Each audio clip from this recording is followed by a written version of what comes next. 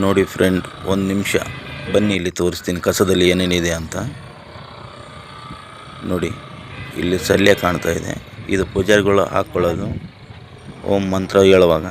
ಈ ಕಸದಲ್ಲಿ ಇನ್ನೇನು ನೋಡಿ, ಇನ್ನೇ ತೋರಿಸ್ತೀನಿ ನಿಮಗೆ. ಇದು ಹಬ್ಬ ಜಾತ್ರೆ ಮಾಡೋ ಟೈಮಲ್ಲಿ ಕಾಡು ಓಡಿಸಿರೋದು. ಇದು ಪ್ರತಿಯೊಂದು ಹೆಣ್ಣು ದೇವರವೆ ಇದರಲ್ಲಿ. ಇದು ಕಸದ ಪಾಲು.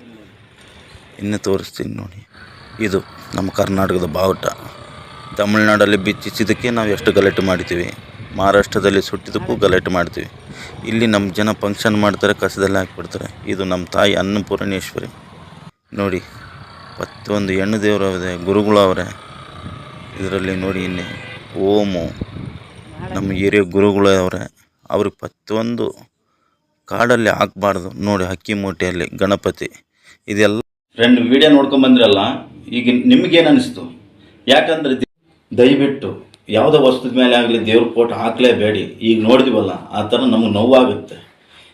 ಯಾಕಂದರೆ ಇದು ನನಗೆ ಶೇರ್ಗೋಸ್ಕರ, ಕಮೆಂಟ್ಗೋಸ್ಕರ, ಲೈಕ್ಗೋಸ್ಕರ ಮಾಡ್ತಾ ಇಲ್ಲ. ಇದು ಸರ್ಕಾರಕ್ಕೆ ಮುಟ್ಟಬೇಕು, ಇದು ಬ್ಯಾನ್ ಆಗಬೇಕು ಅಷ್ಟೇ ನನ್ನ ಆಸೆ.